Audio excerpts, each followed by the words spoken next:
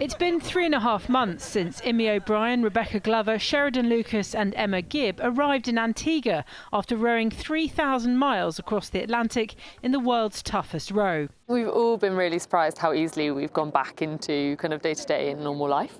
But I've said to a few people today, it feels so surreal that 4 months ago we were mid-Atlantic and now we're just kind of back doing our day jobs. It feels really hard to believe that actually that's something we've done, and you kind of go back and you see the photos and relive those memories.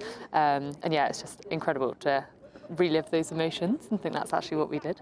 Alongside their trusty 8.5-metre rowing boat, Rosie, the team of 4 and some of their support staff happily chatted with their patron, Her Royal Highness Princess Anne. Oh, wild. We're just super grateful that she came and she was present and she gave us her time today. Just also the fact that she wanted to support us being our royal patron from the beginning, and then today to actually kind of seal that, show her what we did and how we did it, and have representatives from our charity and then the wider enablers. Just awesome, like a once in a lifetime moment for sure. It took the history-making 4-woman crew 46 days and 55 minutes to complete this challenge.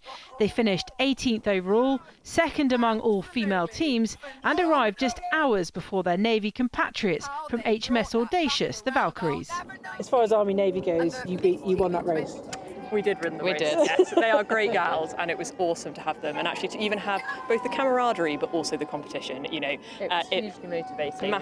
massively fueled us, and they by all means kept us on our toes. At one point they were 1 mile behind.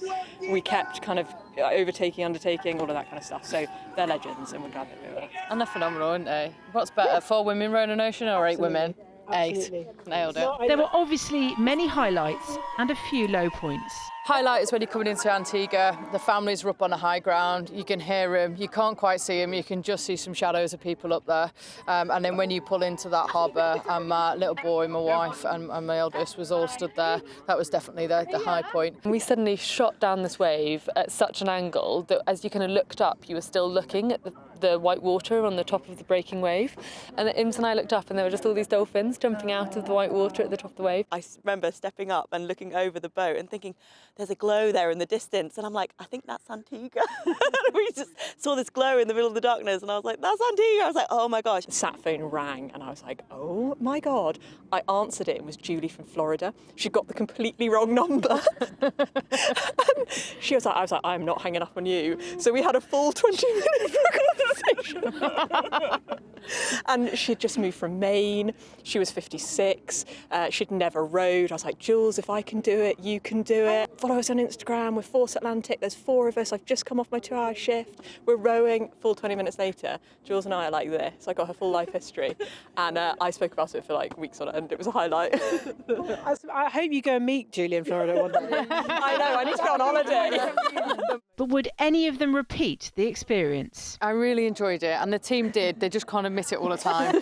But it was that enjoyable. I would absolutely go back out and do it. There was times where you get ups and downs, but we've worked so solidly as a team for the period before the row. We had all the skills that we needed, and that's made our friendship still just as strong now. So yeah, ups and downs. Nowadays we're so quick to be like, I want to do this, I want to do that. Like a tick box exercise as such, you know, actually what has meaning, what's the purpose, what's the bigger picture of it all. And I think whatever it is I do next, it needs to have meaning like this, because this is just something like I've never done before in my life. So yeah.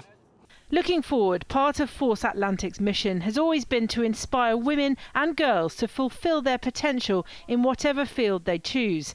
And that didn't stop when the rowing ended. Choosing to partner with and fundraise for the Girls Network means their journey continues on dry land. Kath Braizer, BFBS Forces News, Sandhurst. Thanks for watching. For more from BFBS Forces News, like and subscribe to our channel.